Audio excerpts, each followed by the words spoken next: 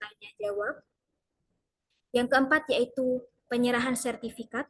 Yang kelima, sesi dokumentasi. Dan yang keenam, penutup. Untuk mengawali acara, marilah bersama-sama kita membaca basmalah. Bismillahirrahmanirrahim.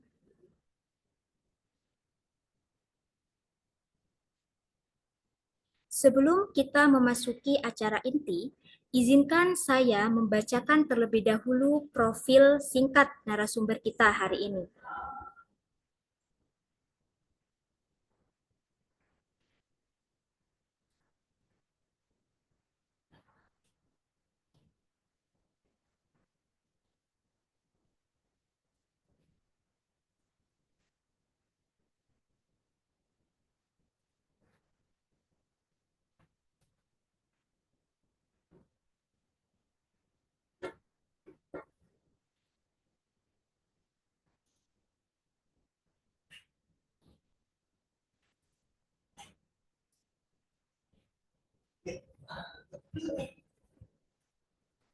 Narasumber kita hari ini yaitu Dr. Herlin Pujiarti, MSI.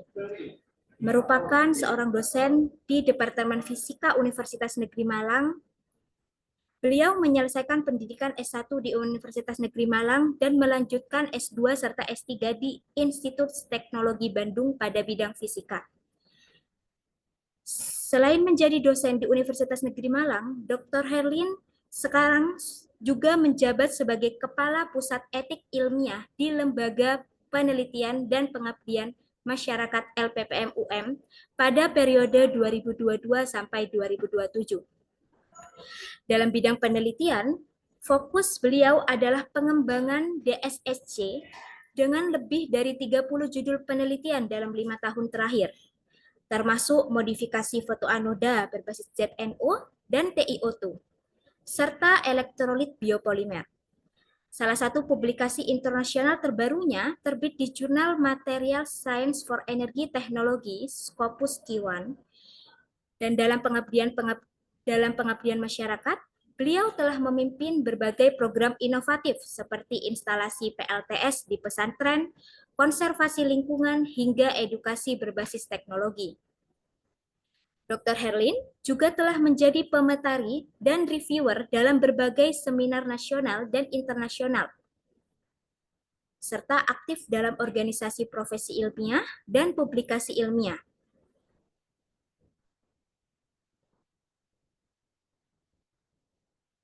Baik, selanjutnya masuk ke sesi materi. Pemaparan materi kita hari ini terkait tentang DSSC. Dengan hormat, waktu dan device kami persilahkan untuk Dr. Herlin. Baik, terima kasih Saudari Esa. Sudah cukup jelas ya suaranya?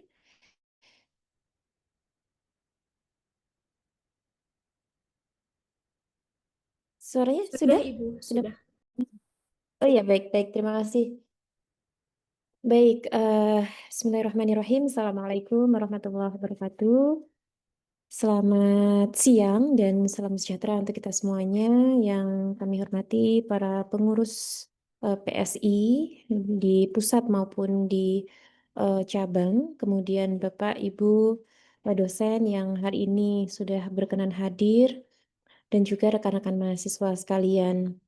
Alhamdulillahirrahmanirrahim, puji syukur kehadirat Allah Subhanahu wa Ta'ala, hari ini kita sama-sama bertemu secara virtual begitu ya, untuk sedikit berdiskusi gitu ya terkait dengan penelitian yang sudah saya tekuni ya sekitar 5 tahun terakhir begitu ya Bapak Ibu sekalian.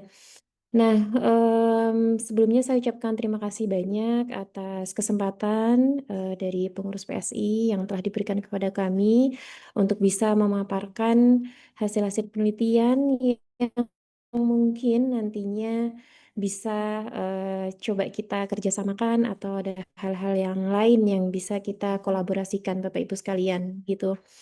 Nah, untuk kesempatan kali ini izinkan saya untuk share screen terlebih dahulu terkait dengan materi ataupun juga apa istilahnya ya, overview dari penelitian yang sudah saya kerjakan bersama tim tentunya, gitu Bapak Ibu ya. Jadi hari ini kita akan mencoba berdiskusi begitu ya terkait dengan DSSC. Jadi atau yang biasa kita kenal sebagai dye sensitized solar cell ya atau DSSC. Secara umum mungkin ya cukup general sedikit teorinya, kemudian bagaimana teknik fabrikasi dan juga perkembangannya begitu. Nah, nanti yang akan saya sampaikan adalah terkait dengan DSSC secara umum, kemudian teknik fabrikasinya, dan juga bagaimana perkembangan penelitian DSSC, khususnya ini dari hasil-hasil penelitian saya bersama dengan tim, baik tim dari dosen, para mitra, baik dalam negeri maupun luar negeri, dan juga rekan-rekan mahasiswa.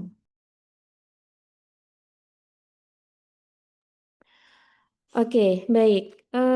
Yang pertama adalah terkait dengan DSSC. Mungkin ini saya khususkan bagi Bapak Ibu ataupun juga rekan-rekan yang masih cukup awam ya. Jadi mohon maaf kalau misalnya ada yang hadir di sini sudah cukup expert di bidang solar cell khususnya di DSSC begitu ya. Jadi seperti yang kita ketahui bersama bahwasannya untuk solar cell sendiri secara umum itu ada 3 generasi gitu ya. Mulai dari yang pertama yaitu single crystal silicon base yang saat ini juga yang mendominasi gitu ya untuk komersialisasinya. Kemudian generasi kedua adalah thin film solar cell, kemudian amorphous silicon dan juga CIGS. Dan kemudian yang ketiga itu adalah organic polymer, kemudian termasuk di dalamnya DSSC dan juga perovskite solar cell. Nah, di sini mungkin Bapak Ibu yang kerja di solar cell ini juga sudah cukup familiar ya dengan perovskite, di mana memang di sini perovskite juga apa ya istilahnya temuannya juga luar biasa gitu ya dalam kurun waktu yang cukup singkat, tapi efisiensinya sudah sangat tinggi gitu ya. Tapi pada kesempatan ini saya akan secara khusus membahas tentang dye sensitized solar cell gitu.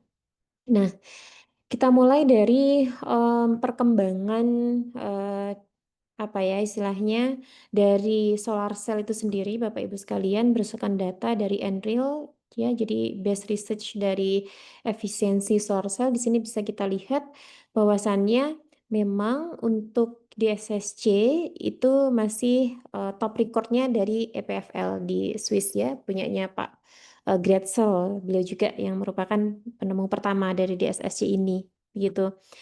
Nah, akan tetapi meskipun saat ini sudah ada generasi yang generasi ketiga juga yang tadi saya sampaikan perovskite, akan tetapi si DSSC ini memang masih cukup banyak dikembangkan begitu ya, karena memang kalau dilihat dari sisi efisiensinya memang tidak setinggi perovskite, akan tetapi kalau dilihat dari sisi proses fabrikasi, kemudian material yang digunakan itu apa ya non toksik juga dan juga cukup sederhana untuk kita dapatkan begitu. Sehingga di sini riset-riset tentang DSSC masih terus dikembangkan baik dari sisi material semikonduktornya ataupun juga dari bahan-bahan lain misalnya elektrolit ataupun dyes yang digunakan. Nah, sebelum saya beranjak ke penjelasan yang lebih lanjut begitu ya. Di sini mungkin ini sekali lagi bahwasan ini saya apa ya tujukan kepada pendengar yang mungkin masih cukup awam terkait DSSC ini, Bapak Ibu sekalian dan rekan-rekan. Jadi di sini kalau kita lihat secara prinsip begitu ya, perbedaan utama dari DSSC dengan silikon base dari solar cell begitu ya. Kemarin saat saya share informasi ini ternyata cukup banyak Bapak Ibu yang masih awam begitu ya terkait dengan DSSC itu yang seperti apa gitu ya. Apakah sel suryanya yang berwarna atau seperti apa begitu ya pertanyaannya. Nah, jadi pada prinsipnya Bapak Ibu dan rekan-rekan sekalian di sini bisa kita lihat bahwasannya untuk silikon solar cell itu biasanya basisnya adalah dia menggunakan PN junction ya dengan tentunya menggunakan bahan silikon ya, kemudian P-type dan juga N-type. Nah, dari situ nanti untuk active layer-nya ya berarti di situ menggunakan semikonduktor tipe P dan juga tipe tipe N. Nah, di sini untuk yang DSSC itu sendiri, di sini kita menggunakan material aktif penyerap dye-nya itu atau active layer-nya itu adalah dye ya. Jadi yang berfungsi atau memiliki peran untuk menyerap foton itu adalah dyes-nya. Nah, di mana dyes ini juga bisa kita dapatkan dari berbagai macam bahan, baik organik maupun yang non-organik. Nah, yang organik misalnya dari kulit buah manggis gitu ya, atau misalnya dari bunga rosella dan seterusnya gitu ya. Tapi kalau yang non-organik biasanya yang sangat umum digunakan itu adalah pewarna atau dyes berbasis ruthenium. Begitu kira-kira. Jadi secara prinsip di sini yang membedakan adalah active layer-nya atau bahan aktif penyerap fotonnya itu di sini dyes gitu ya. Jadi nanti terjadinya fotoeksitasi juga ada di dyes. Nanti akan kita lihat bagaimana mekanismenya secara detail di slide selanjutnya ya. Baik, Bapak Ibu dan rekan-rekan sekalian yang berbahagia, di sini saya tampilkan terkait dengan struktur dari DSSC ya. Jadi di sini kalau kita lihat ada susunannya cukup banyak ya, cukup banyak. Nah, di sini ada FTO atau conductive substrate gitu ya. Kemudian ini adalah PT. Nah, ini PT di atas FTO ini biasa kita sebut sebagai counter electrode atau elektroda mitra, begitu. Nah, kemudian di sisi yang lain karena ini apa ya istilahnya bentuknya itu seperti sandwich begitu Bapak Ibu ya. Jadi ada fotoanoda, ada katodanya gitu ya, ada counter electrode-nya di sini. Nah, biasanya yang standar digunakan adalah menggunakan platinum atau PT ya. Tapi ada juga beberapa penelitian yang mencoba untuk mengembangkan material pengganti PT, misalnya menggunakan apa namanya grafit atau juga turunan dari karbon begitu. Nah, kemudian di fotoanoda kita di sini ada FTO, kemudian ada blocking layer, ada mesoporous TiO2, kemudian ada dyes di sini ya. Jadi di sini material semikonduktor yang sangat umum digunakan adalah TiO2 dalam bentuk mesopori. Kenapa harus dalam mesopori? Karena memang di sini kita menggunakan dyes, di mana dyes itu nanti akan apa ya melingkupi si materialnya itu gitu ya, sehingga kita perlu di sini struktur yang dalam bentuk pori gitu ya atau mesoporus gitu ya. Jadi bukan yang dalam bentuk dense. Nah, kalau misalnya nanti dalam bentuk dense kira-kira seperti apa? Nanti kalau misalnya dalam bentuk dense ya untuk dyes-nya ini nanti akan didominasi di atas layernya atau di upper layernya saja, di bawah dia tidak akan terlingkupi oleh dye. Gitu, sehingga memang yang paling efektif adalah menggunakan TiO2 yang dalam morfologi dalam mesoporus ya. Nah, kemudian yang berikutnya adalah elektrolit, Bapak Ibu sekalian. Jadi di sini elektrolit fungsinya adalah untuk dye regeneration. Ya, jadi setelah mekanisme photoexcitation, maka si material semikonduktor ini akan kehilangan satu elektronnya gitu ya. Kemudian untuk mengembalikan ke keadaan dasarnya maka nanti memerlukan elektrolit ya. Jadi di dyes-nya itu ya di homo dyes nanti untuk mengembalikan lagi supaya ke ground state-nya nanti perlu elektrolit di situ. Nah, elektrolit ini juga banyak sekali jenisnya ya. Ada elektrolit padat, ada elektrolit cair dan juga elektrolit semi padat. Nah, penelitian juga banyak sekali yang mengeksplor elektrolit ini Bapak Ibu sekalian. Jadi mereka mencoba mengganti elektrolit standar yang biasanya digunakan itu adalah berbasis iodin dengan apa ya fase yang lain begitu ya atau dengan menggunakan material base yang lain misalnya kobalt dan seterusnya gitu. Nah, ini secara umum terkait dengan struktur dari DSSC. Nah, kemudian untuk working mechanism-nya, jadi tadi setelah kita simak bersama terkait dengan strukturnya, yang berikutnya adalah bagaimana mekanisme kerja si DSSC ini sampai dia bisa menghasilkan listrik begitu ya. Jadi yang pertama ya seperti yang tadi saya sampaikan di awal bahwasannya karena si dye sensitive solar cell ini menggunakan dye untuk menangkap foton yang datang gitu ya sehingga proses pertama yang terjadi adalah di sini. Ini adalah di state energi dari si dyes ya. Dia ada HOMO dan juga LUMO. Di sini terjadi fotoeksitasi. Kemudian setelah ada proses fotoeksitasi, maka elektron akan ditransfer ke conduction band dari bahan semikonduktor begitu ya. Nah, setelah dia ke bahan semikonduktor, kemudian dia akan keluar ke external circuit. Di sini biasanya dikasih beban begitu ya. Kemudian nanti elektron akan menuju ke counter electrode. Nah, di sini akan terjadi proses katalitik gitu ya antara elektrolit dan juga PT-nya atau counter electrode-nya. Kemudian di elektrolit di sini juga akan terjadi yang namanya dye regeneration tadi ya, karena dyes-nya itu mengalami fotoeksitasi, kemudian untuk meregenerasi dye-nya itu memerlukan si elektrolit ini. Begitu. Nah, Bapak Ibu sekalian dan rekan-rekan yang berbahagia, di sini kalau kita lihat selain yang harus kita perhatikan adalah bagaimana state energi dari masing-masing materialnya, begitu ya. Jadi energi levelsnya. Di sini kita juga lihat bahwasannya di situ ada time domain dari masing-masing peristiwa yang terjadi, gitu ya. Misalnya di sini adalah proses fotoeksitasinya, kemudian proses transfer elektronnya gitu ya. Jadi masing-masing ada orde waktunya gitu ya. Secara jelas kita akan lihat di sini Bapak Ibu sekalian.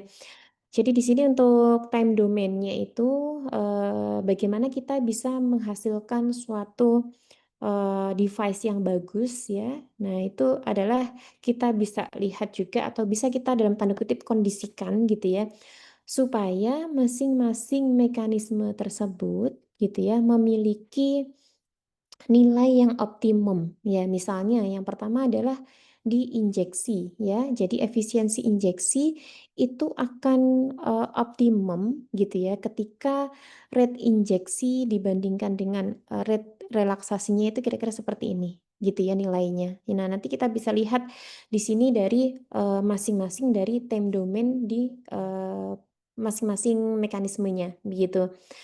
Nah, kemudian di sini untuk yang berikutnya adalah efisiensi dari collecting charge-nya ya. Jadi persamaannya seperti ini, kondisi idealnya adalah pengumpulan muatannya akan lebih cepat dibandingkan dengan rekombinasinya gitu ya. Tentunya kalau pengumpulan muatannya lebih cepat dibandingkan rekombinasinya, maka nanti elektron yang bisa diekstrak akan juga lebih banyak gitu ya, sehingga listrik yang dihasilkan juga akan lebih banyak. Begitu pula dengan efisiensi regenerasi ya. Untuk regenerasi itu idealnya bahwasanya tingkat regenerasinya tentu harus tinggi gitu ya.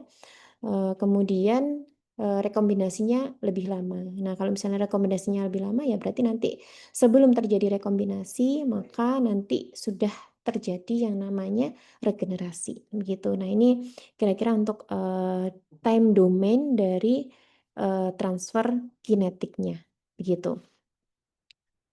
Nah, berikutnya adalah kita masuk ke eksperimental metodenya. Jadi ini secara umum ya yang kita gunakan bagaimana proses fabrikasinya ya. Jadi di sini meskipun nanti misalnya kita mau kembangkan di material blocking layernya kah atau di mesoporous layernya atau di elektrolitnya, akan tetapi secara umum gitu ya untuk tahapannya itu hampir sama, Bapak Ibu dan rekan-rekan sekalian ya.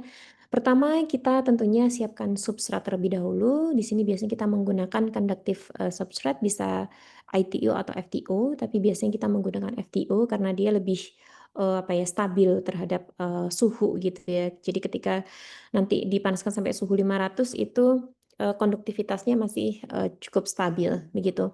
Nah, yang pertama adalah deposisi blocking layer ya. Jadi di sini deposisi blocking layer ini biasanya menggunakan spin coating. Akan tetapi untuk beberapa kasus atau beberapa case dia bisa juga menggunakan metode yang sputtering juga ya. Jadi karena memang sputtering biasanya kita bisa dapatkan lebih uniform, kemudian ketebalannya juga bisa kita atur juga gitu ya. Jadi untuk beberapa penelitian ada yang menggunakan sputtering begitu. Nah, kemudian yang berikutnya adalah mesoporous layer. Nah, untuk lapisan mesoporous ini biasanya kita gunakan metode yang sangat sederhana, yaitu menggunakan metode screen printing. Jadi hanya, apa ya, istilahnya kita taruh pastanya, kemudian kita apa namanya, kita sapu begitu saja, gitu ya. Jadi nanti akan terbentuk lapisannya karena memang di sini lapisan mesoporus ini kita perlu, ketebalan yang cukup gitu ya, biasanya sekitar 10 mikro gitu ya, sehingga di sini kita tidak menggunakan spin coating, tetapi menggunakan screen printing ya, supaya bisa mendapatkan ketebalan yang cukup, yaitu sekitar 10, mikro.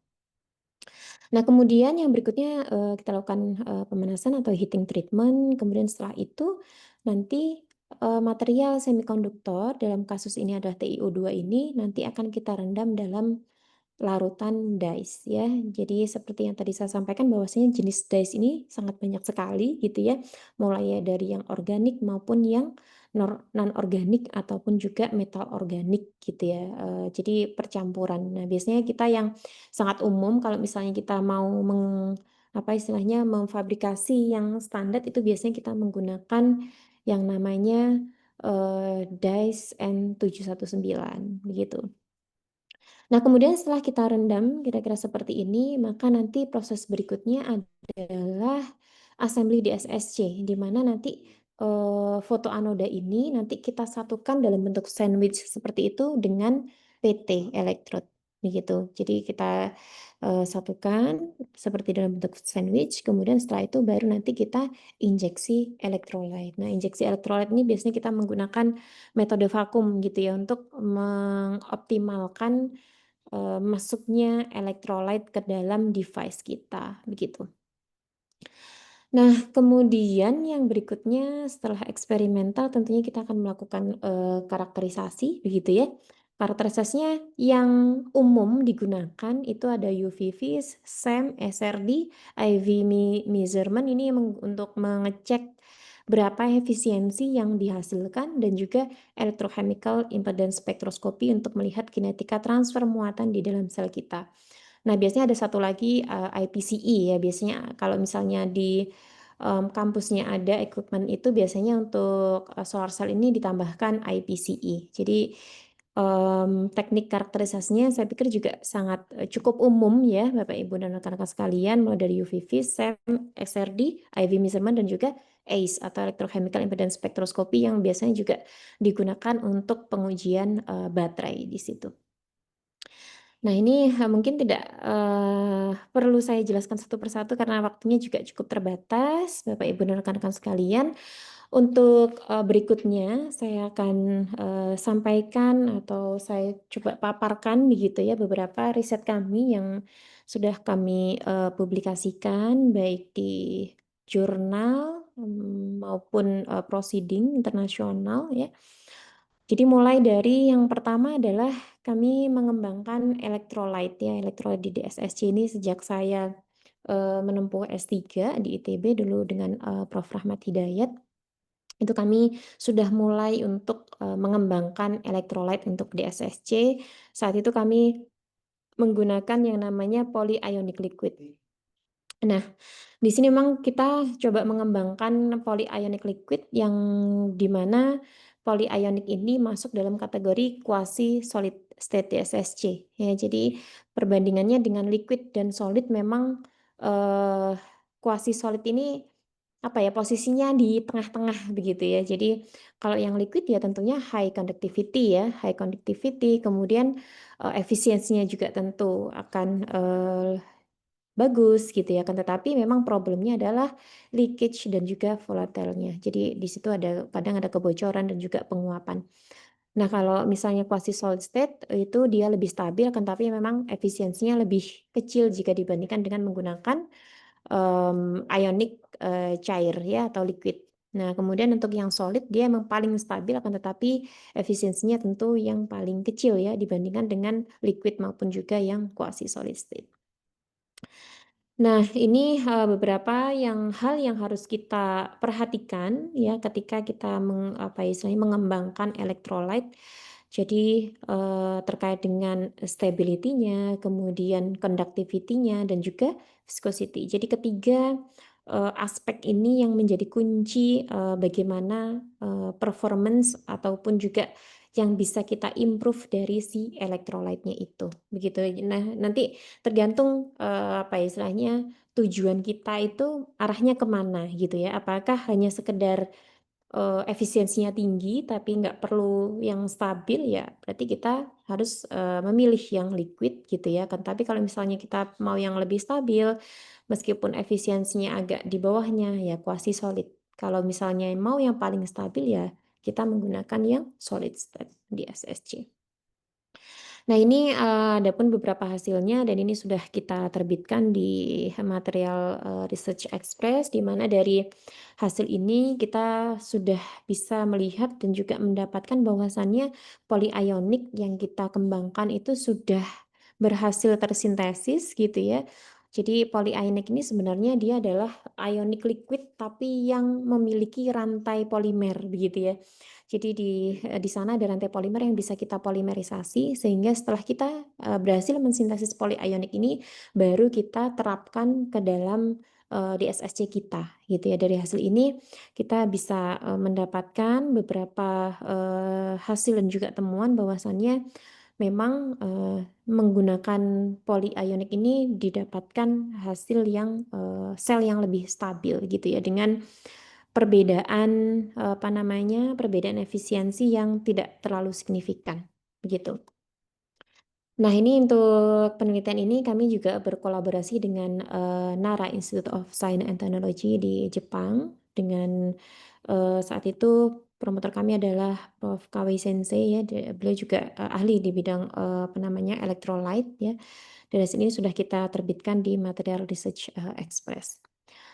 Nah, kemudian yang akhir-akhir ini juga kita mulai kembangkan adalah mengembangkan gel polimer electrolyte berbasis apa ya, biopolimer ya. Di situ kita menggunakan D-limonene dari apa namanya, kulit jeruk begitu ya. Jadi kulit jeruk ini kita manfaatkan untuk membuat electrolyte gitu. Kita sintesis dulu ya, kemudian kita coba variasikan berapa jumlah atau penambahan D-limonennya ini, kemudian kita dapatkan efisiensi terbaiknya sampai 8,49 ya. Jadi ini saya pikir sudah cukup baik sekali gitu ya untuk kategori DSSC yang skala lab, ini efisiensi 8,49 ini sudah cukup baik ya. Jadi dari variasi yang kita lakukan ya terhadap apa namanya jumlah D-limonennya ini, kita dapatkan bahwasannya konduktivitasnya itu memang bervariatif dengan nilai paling besarnya adalah 1,2 kali 10⁻², ya. Jadi ini setelah kita dapatkan untuk polimernya, kemudian kita aplikasikan untuk DSSC, ternyata memang ini sangat efektif sekali dan bahkan nilainya itu lebih tinggi atau efisiensinya lebih besar dibandingkan dengan sampel yang standar, begitu. Oke, nah ini bentuk yang lain ya. Jadi untuk biopolimer yang lain, kalau tadi menggunakan kulit jeruk, ini coba kita gunakan menggunakan kulit apel ya, yang berbasis yang di dalamnya ada kandungan pektinnya gitu. Jadi langkahnya sama seperti yang sebelumnya, kita coba sintesis dulu biopolimernya yang berbasis pektin ini, kemudian kita variasikan dan juga kita coba atau kita uji cobakan di dalam sel DSSC-nya. Dan di sini kita dapatkan bahwasannya untuk hasil terbaik dari efisiensinya itu adalah sekitar 6,22% ya. Tentunya ada nilai optimum di situ ketika kita tambahkan jumlah apa namanya pektinnya lebih banyak gitu ya. Ternyata memang di situ ada kondisi optimum ya. Nanti bisa ngedrop di efisiensinya. Jadi memang harus dengan jumlah yang tepat gitu ya dalam penambahan si pektinnya itu gitu.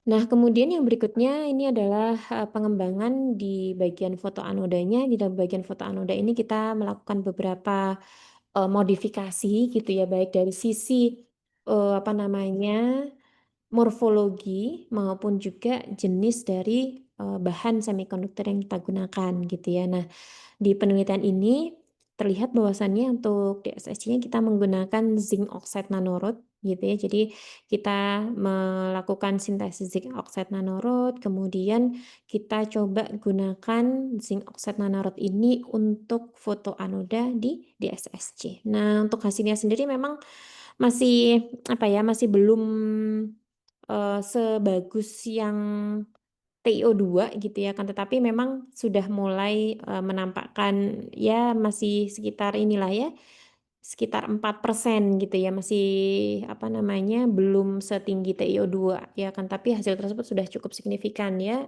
Di sini kan kita, menambahkan, doping ya di sini untuk AL. Jadi memang, ZNO ini, agak problemnya adalah ketebalan atau panjang rodnya ini memang tidak bisa sampai dalam orde 10, mikro gitu ya. Kalau misalnya TiO2 kan kita bisa apa ya, istilahnya mengkontrol supaya TiO2-nya bisa ketebalannya sekitar 10, mikro, akan tetapi kalau yang zinc oxide nanorod ini dengan metode hidrotermal, biasanya kita hanya bisa mendapatkan ketebalan sekitar 2 mikro saja, gitu ya. Sehingga, dengan keterbatasan itu, sehingga, dyes yang diserap oleh si zinc oxide ini juga jadinya terbatas ya, sehingga pada, proses fotoeksitasinya juga nanti tidak bisa seoptimum yang, TiO2 begitu.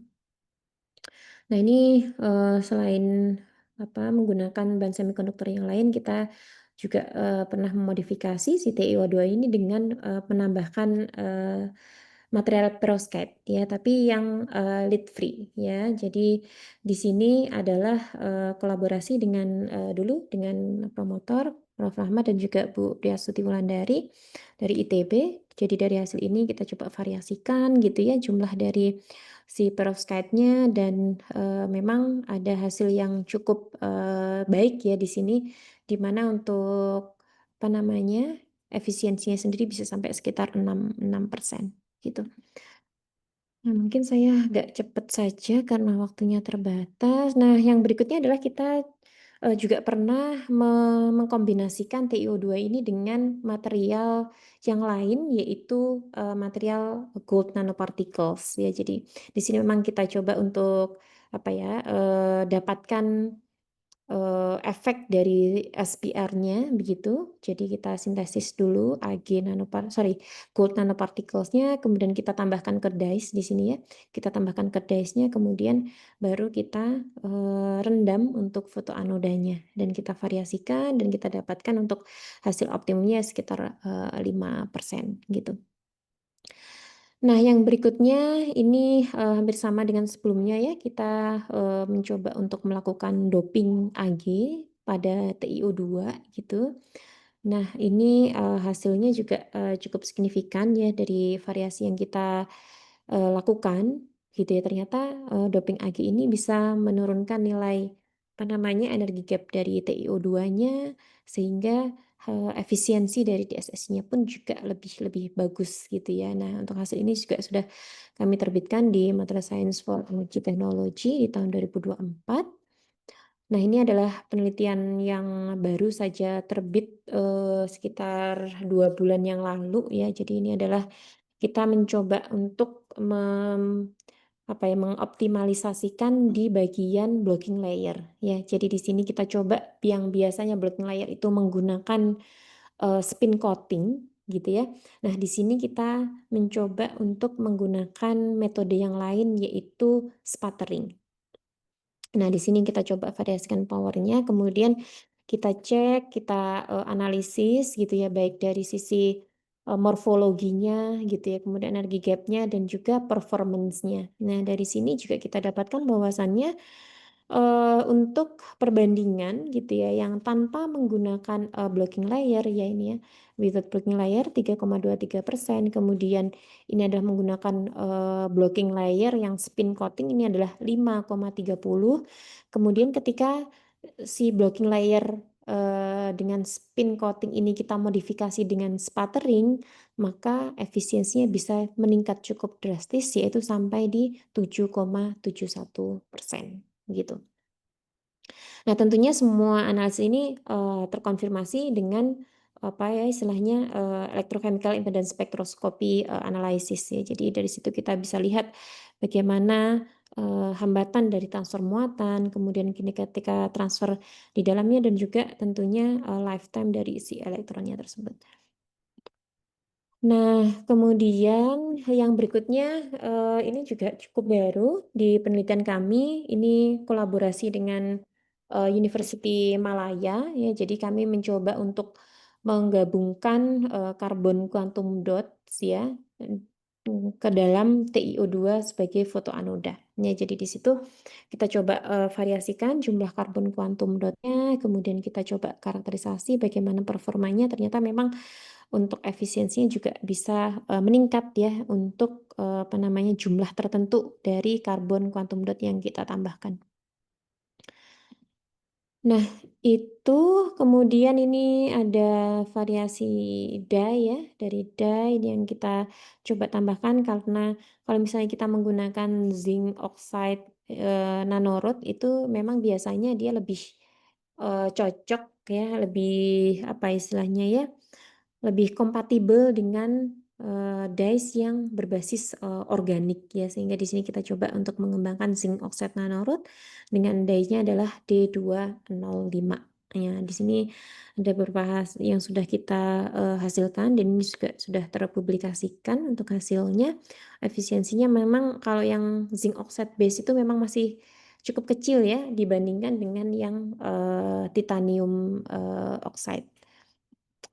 Oke, nah ini selain kita coba untuk menggunakan, dye organik, nah ini kita juga coba untuk memodifikasi gitu ya, memodifikasi dyes N719 ini dengan menambahkan karbon quantum dot ya. Jadi kalau sebelumnya karbon quantum dot ini coba kita, apa ya, bikin nano komposit dengan titanium dioxide. Nah, di penelitian ini kami mencoba memanfaatkan emisi dari karbon quantum dot ini untuk ditambahkan ke dalam dye N719 begitu.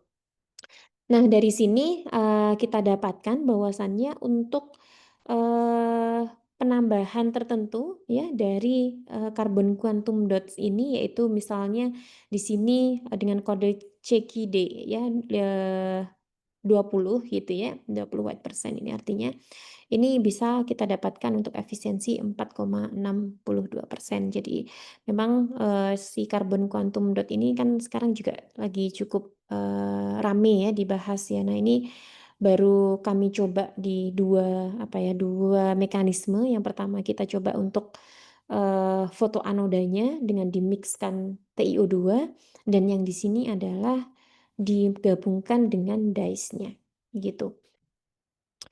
Nah, itu mungkin Bapak, Ibu, dan rekan-rekan sekalian untuk beberapa hasil penelitian yang sudah kami kerjakan bersama tim dan kami, apa namanya, sangat terbuka sekali untuk berkolaborasi ya, baik misalnya dengan, pembimbingan bersama ataupun juga penelitian bersama gitu ya, penyusunan proposal bersama dan seterusnya begitu ya. Nanti, barangkali ada yang bisa kita kerjasamakan, monggo kami sangat terbuka dengan, kerjasama yang nantinya bisa dilakukan ya. Untuk sementara ini untuk partner collaboration dari kami, University Malaya, NAIS, kemudian UTM, dan juga, KEMRI, ITB juga ya. Jadi memang, sejauh ini itu, kolaborasi kami dan di sini, untuk saat ini ada di tim kami ada mahasiswa S1 ada 8, mahasiswa S2 ada 4, dan juga mahasiswa fast track ada 2 ya. Jadi ini yang menjadi apa ya istilahnya ya, support system kami ya dalam melaksanakan penelitian ya, dibantu dan juga untuk, studi akhir dari, tugas akhir mereka semuanya. Jadi cukup banyak mahasiswanya dan ini ada beberapa, research activity yang sudah kami, lakukan mulai dari di kerjasama dengan BRIN, kemudian di ITB, di UTM, kemudian kemarin kami juga sudah mempresentasikan hasil-hasil penelitian kami di ICMFD yang, host-nya adalah University Malaya dan saat itu ada 2 mahasiswa kami yang presentasi di situ. Kemudian, termasuk kami juga mengirimkan mahasiswa untuk short research di University Malaya melalui jalur kerjasama dan ini ada beberapa kegiatan lain di Curtin University dan, University Western Australia.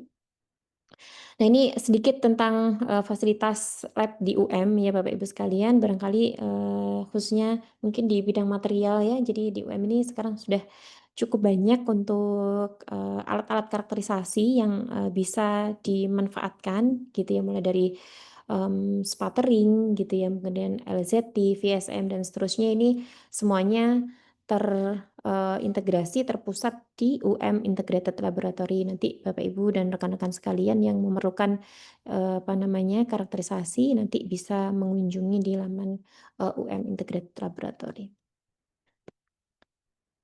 Oke, baik, mungkin itu ya, jadi yang bisa saya sampaikan memang mungkin tidak cukup detail ya, tetapi mudah-mudahan ini bisa, apa ya, istilahnya membuka peluang baru, barangkali Bapak Ibu ada yang penelitiannya setopik atau juga mirip-mirip begitu ya, nanti, monggo kalau misalnya nanti bisa kita, kerjasamakan begitu, bisa lewat pengajuan proposal bersama, misalnya di RKI juga Bapak Ibu sekalian, ataupun, melalui mekanisme yang lain. Sekali lagi kami sangat terbuka untuk, kesempatan tersebut.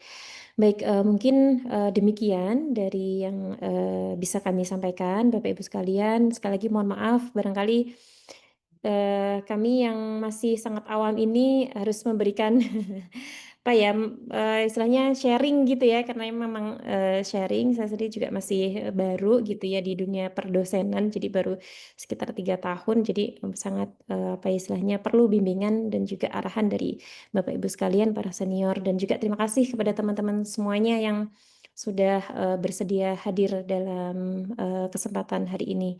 Baik, untuk berikutnya mungkin saya kembalikan lagi ke saudari moderator, saudari Esa untuk memimpin kembali untuk, webinarnya. Terima kasih. Baik, terima kasih kepada Ibu Herlin yang telah menyampaikan materi yang sangat informatif dan menarik. Dari pemaparan tadi, kita menjadi lebih paham terkait DSSC dari teori dasar sampai pada inovasi terbaru untuk meningkatkan efisiensi sel surya berbasis dye ini. Nah, selanjutnya kita akan masuk pada sesi diskusi dan tanya jawab. Bagi Bapak Ibu atau teman-teman mahasiswa yang ingin bertanya, silakan menggunakan fitur raise hand atau bisa mengetik di kolom chat.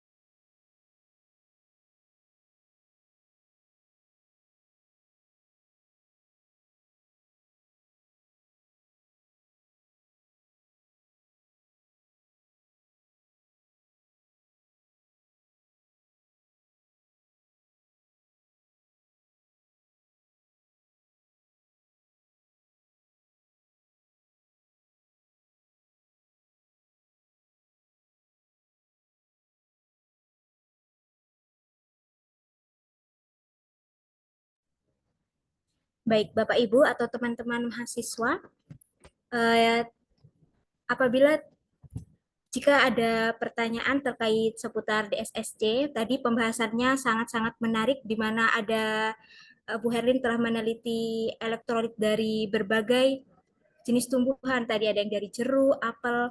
Nah, di sini mungkin saya izin bertanya terlebih dahulu ya Ibu terkait eh, prinsip kerja dari DSSC tadi, di mana kan tadi ada elektron yang tereksitasi ke pita konduksi. Nah, di sini untuk mengetahui parameter efisiensi yang tinggi itu dilihat dari parameter apanya, Ibu?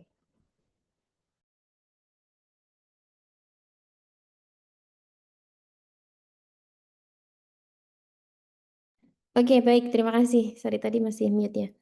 Oke, jadi, dari apa yang sudah saya sampaikan tadi gitu ya, terkait dengan mekanisme ini memang, apa ya, hal yang sangat krusial sekali ya. Jadi dari mekanisme ini kita, bisa melakukan optimasi maupun juga variasi yang akan kita lakukan itu seperti apa gitu ya. Jadi di sini memang yang utama atau yang pokok adalah kita harus tahu atau paham dulu bagaimana mekanisme dari DSSC itu sendiri. Nah, seperti yang teman-teman dan juga, saudara-saudara sekalian, lihat di sini ya, bahwasannya sekali lagi di sini masing-masing mekanisme ya, mekanisme dari DSSC itu sangat dipengaruhi oleh time domain ya, time domain atau waktu ya kinetika transfer muatan yang ada di dalam selnya itu sendiri, gitu ya. Nah, sedangkan time domain itu sendiri akan dipengaruhi oleh cukup banyak hal. Misalnya di dalam dice-nya sendiri gitu ya. Ketika kita memilih salah satu jenis die gitu ya, kita harus tahu berapa level energinya. Supaya apa? Supaya nanti bisa kita istilahnya sinkronkan dengan level energi dari material yang lain. Misalnya seperti ini ya, ini adalah dice yang secara umum kita gunakan atau N719. Di sini HOMO dan LUMO di sini ya. Jadi level energi dari LUMO ini memang harus lebih tinggi atau lebih besar dibandingkan dengan conduction bandnya. Kenapa? Supaya setelah terjadi fotoeksitasi di sini, maka nanti elektron ini bisa ditransfer ke dalam conduction band dari bahan semikonduktor. Gitu ya. Jadi supaya mekanisme ini terjadi, memang di sini harus ada perbedaan level energinya, di mana LUMO ini harus lebih tinggi dibandingkan dengan conduction band dari si semikonduktornya. Begitu. Nah, hal lain juga demikian. Jadi nanti barangkali teman-teman yang ingin mengembangkan DSSC, ketika kita sudah punya ide nih, mau mengganti apanya misalnya ya, misal bahan semikonduktornya dengan hal yang lain. Nah, kita harus cek dulu. Yang pertama adalah bagaimana atau berapa energi levelnya. Gitu ya. Jadi supaya nanti memang masing-masing mekanismenya itu bisa berjalan dengan efektif dan juga efisien. Nah, ketika semuanya berjalan dengan efektif, maka nanti time domain di masing-masing ini akan terpenuhi juga secara efektif. Sehingga misalnya di sini ya, dari fotoeksitasi di sini kan ada elektron ya, di LUMO ini ada elektron. Nah, kemudian waktu waktu transfer elektron dari LUME conduction band ini harus lebih cepat dibandingkan apa? Dibandingkan dengan waktu rekombinasinya, gitu ya, atau waktu relaksasi di sini. Supaya apa? Supaya nanti memang elektron ini bisa ditransfer ke conduction band, kemudian nanti diteruskan gitu ya ke external circuit dan digunakan untuk misalnya menyalakan lampu dan seterusnya. Begitu. Jadi pada prinsipnya di sini supaya bisa mendapatkan efisiensi yang tinggi, maka yang perlu kita lakukan adalah bagaimana mengkondisikan gitu ya masing-masing level energi ini yang cocok gitu ya atau yang sesuai gitu ya. Jadi di sini misalnya LUMO-nya ya nggak boleh dia lebih rendah dibandingkan dengan semikonduktornya dan seterusnya. Jadi dari situ nanti kita jadi meskipun misalnya nih kita punya ide, jadi nggak boleh asal ide ya. Artinya kita harus cek lagi ya atau cek terlebih dulu, first check dulu apakah memang si energi levelnya itu sudah sesuai atau belum, begitu ya. Kalau misalnya dari situ sudah oke, baru nanti bisa kita lanjutkan untuk melakukan optimasi. Tapi kalau enggak ya sudah nggak perlu dicoba ya karena itu sudah pasti bisa istilahnya sudah bisa dipastikan bahwasanya nanti ya selnya bisa saja malah nggak bekerja gitu ya karena adanya level energi yang tidak sesuai itu tadi. Kira-kira gitu ya. Sudah cukup jelas kah? Baik, sangat jelas Ibu. Terima Oke. kasih. Oke. Baik, bagi Bapak Ibu peserta maupun mahasiswa yang telah bergabung, jika ada yang ingin didiskusikan, bisa langsung raise hand atau bisa mengetik langsung di kolom chat.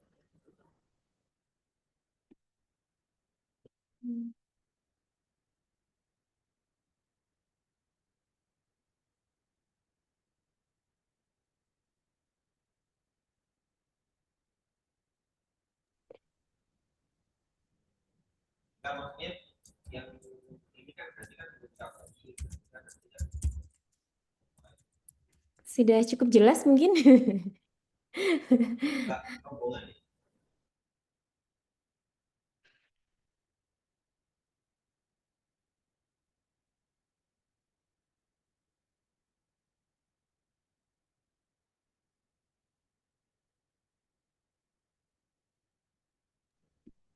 Baik Ibu, jika tidak ada yang ditanyakan, kita lanjutkan saja ke sesi selanjutnya. Ya. Sesi selanjutnya yaitu penyerahan sertifikat. Izinkan saya untuk menampilkan sertifikatnya di layar.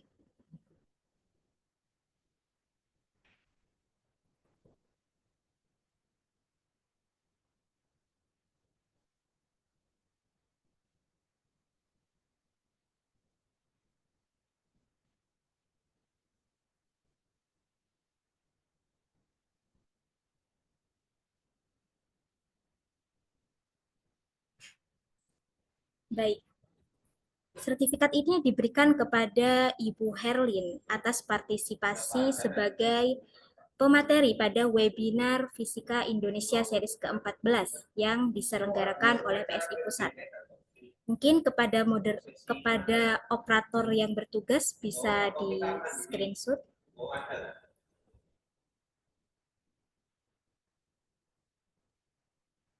Sudah. Baik. Acara selanjutnya yaitu sesi dokumentasi. Namun sebelum ke sesi dokumentasi, saya izin menyampaikan beberapa informasi dari PSI Pusat.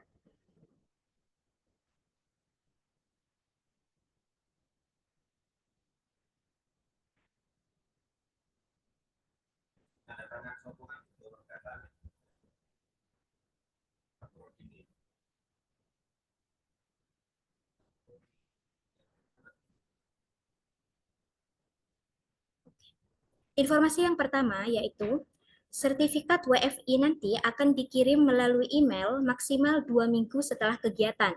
Jika belum menerima, silahkan cek folder spam atau kontak ke email PSI. Informasi yang kedua yaitu PSI menyelenggarakan webinar Fisika Indonesia untuk umum setiap bulan. Dan rekaman webinar-webinar yang telah dilakukan bisa dilihat di YouTube PSI. Lalu untuk para dosen, praktisi, guru, mahasiswa, maupun penggiat bidang fisika dapat melakukan pendaftaran sebagai anggota PSI dengan membayar iuran tahunan sebesar 200.000. Lalu informasi terkait keanggotaan dapat diakses di laman www.fisika.or.id. Lalu adapun keuntungan menjadi anggota PSI antara lain yaitu diskon biaya registrasi pada seminar yang bekerja sama dengan PSI, harga khusus untuk APC pada jurnal PSI, dan masih banyak lagi keuntungan yang bisa didapatkan ketika menjadi anggota PSI.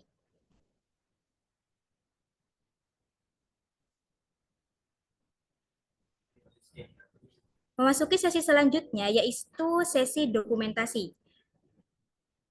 Bagi Bapak Ibu dan peserta webinar PSI series 14 sore ini, jika memungkinkan untuk bisa on cam untuk sesi dokumentasi kali ini. Untuk operator yang bertugas, dipersilahkan. Baik, untuk Bapak Ibu silahkan on cam terlebih dahulu. Kita akan mulai sesi fotonya.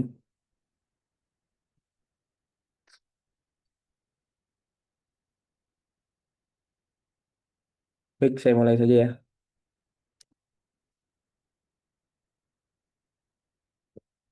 Satu, dua, tiga.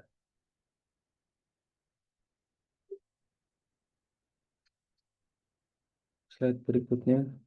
Satu, dua, tiga.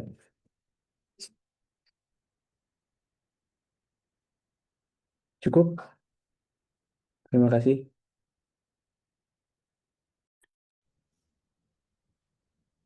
Dengan demikian berakhir sudah rangkaian acara webinar Fisika Indonesia series ke-14 pada sore hari ini. Kami ucapkan terima kasih sebesar-besarnya kepada pemateri kita hari ini, Ibu Herlin, dan Bapak Ibu peserta serta teman-teman mahasiswa yang telah mengikuti kegiatan ini dari awal hingga akhir. Semoga materi yang telah disampaikan membawa manfaat dan membuka wawasan baru khususnya dalam fisika material dan energi terbarukan. Marilah kita tutup acara sore hari ini dengan bersama-sama membaca hamdalah. Alhamdulillahirrabbilalamin. Bapak Ibu yang hadir dan teman-teman jangan lupa absen di kolom chat sudah dikirim oleh operator untuk mendapatkan sertifikatnya nanti. Saya selaku moderator mohon undur diri dan menyampaikan permohonan maaf apabila selama memandu acara terdapat kekeliruan dalam ucapan maupun sikap. Sekian, wassalamualaikum warahmatullahi wabarakatuh. Assalamualaikum warahmatullahi wabarakatuh. Ternuhun Bapak Ibu dan teman-teman semuanya. Terima kasih.